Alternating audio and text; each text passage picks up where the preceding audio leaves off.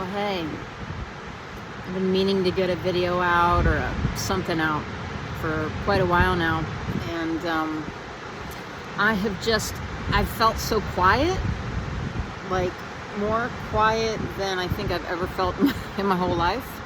And I have sat down numerous times to write something or make a video, and it's like something inside of me is hitting some sort of invisible wall and just not letting anything out. So I've just been honoring that and trusting that the silence is purposeful. So today is Saturday, September 6th, and you'll be getting this tomorrow. So your today is Sunday.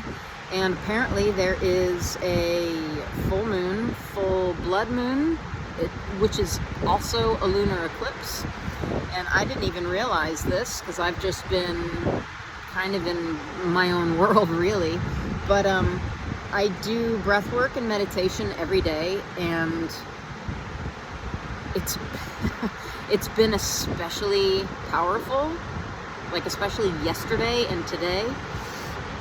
I'm doing my first set, and really I do a lot of, if any of you have taken class with me in the last, I don't know, year and a half, something like this, I've been starting and ending with this breath, and that's really the breath I do. I incorporate other things, but I really like that breath. I kind of got guided from some Dr. Joe Dispenza breath work that I did with him at some of his retreats, but it's like I shifted it to suit, I don't know, I just put my own spin on it, I guess, and I'll just do one of those breaths, and I mean, I'm gone, I'm out there, I'm in some sort of unknown space, and I kept, and even yesterday, holy smokes, yesterday, it was so strong, and I was so intimidated, and this happened right when I first started doing this really intense breath. In class, we were doing 5 of those, holding that 6th inhale, holding it for a while, yet completely relaxing the body. Oh God. It was getting so scary and intimidating, which is how it began. I've just been in the ocean for a couple of hours, so my brain is kind of moving like the waves.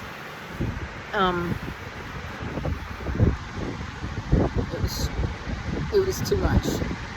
I kept calming myself down and asking to move out of fear and into trust, and I did, and I successfully got through several more rounds, but it's like the grandiosity of the unknown, it like becomes bigger and bigger with every set of breaths, and a lot of folks break through that into, you could call it the void, into nothingness, into the complete unknown, where you lose all identity and confront some of the larger forces that are like in the backdrop of our reality. And I don't know if anybody's ever felt anything like that, but it just reaches a point where it's really intimidating. Ooh, there goes the surfboard. So I don't surf. Well, I do now. I think I'm using this. It's been 2 months today, which is Sunday, September 7th, that I've been on the road alone and quiet and really introspective. The seagulls are like right here. I'm on a little cliff. Wait, let me let you look.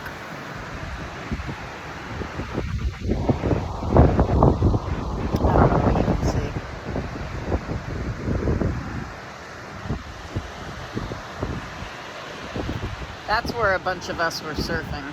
That's the board. It's called salmon something.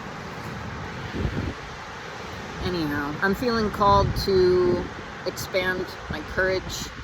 I was completely intimidated yesterday to surf. But one of the last stories I was telling when teaching was how I was so scared of ice cold water, and then I started going to Barton Springs, and it's like I overcame that fear, and then for the last 2 months, really, I'm doing a cold plunge daily. If it's not in a river or the Pacific Ocean, it's at, one of these places where you do the sauna and the cold plunge, and it's like I crave it now. So I went from completely fearing it to craving it. And I was so scared and intimidated to go rent a board and a wetsuit yesterday. I was sweating and very uncomfortable. And I've surfed before. I don't know what the intimidation was. It's just like everything's new. Everything every day is new on the road right now, and there can be some like novice fatigue, I guess. Just how everything is a constant choice. What am I going to eat? Where am I going to sleep? It's just kind of constant choices on the road, but also this sort of constant newness. So nothing's really comfortable. And that can just get, it's kind of tiring, but I guess it's like picking up a new level of weight. It's really tiring at first. Like yesterday, surfing, I completely wiped myself out, no pun intended, and really had to recover for a long time. I didn't even go out today until 4 p.m. Because I needed to recover. Every muscle in my body was exhausted. But then today, I felt like I could have been out there forever. I've got to go, oh God, I've got to stop making this video because I've got to return the board and the wetsuit here. I don't know, I try to make these videos and to write and to reach out when I'm really feeling called to, and now was the moment. It's probably, I work, sometimes I can really make myself do something if I'm almost procrastinating from something else, and I think I'm procrastinating from returning the board and going to the little grocery store, wherever I am in Northern California. So we've got this eclipse. Last I heard, one of the meanings of that word is to leave behind. I don't follow astrology in detail. I like to feel what is going on in my world, and then when something really feels kind of big, like with what happened with the breath work, I kind of tune in and go, what is anything going on astrologically? Just, could have a million, reasons why something feels away. But sometimes it's fun for me to explore it and brings me some ease, knowing that, having some sort of grounded explanation for mysterious and unknown things. Anyway, I've been thinking a lot about you all. Thank you to those of you who've been reaching out and keeping in touch and just saying hi. I have been incredibly appreciative of and really enjoying working with some of you with this private work with my quantum wellness practice. On the road, it's been so fun. I feel so connected and just in a good space, and I'm really enjoying the road and the earth. Oh my God, this beautiful planet we live on so much that those sessions have been feeling very powerful. And also you all are helping to support me in living what I talk about, in living in the flow, in living by what feels like, I think I just saw a whale spout water up in the air. I'm not even lying. Oh my God. I saw a sea lion earlier. 2 of them. One yesterday, one today. They're a seal. Is that the same thing as a sea lion? Isn't it, right? Looks like a seal. Oh my God. I'm not used to this stuff. I'm from an entirely different coast on this continent. You know. Wow. And it took me like 40 years to even see a manatee when I was on the East Coast.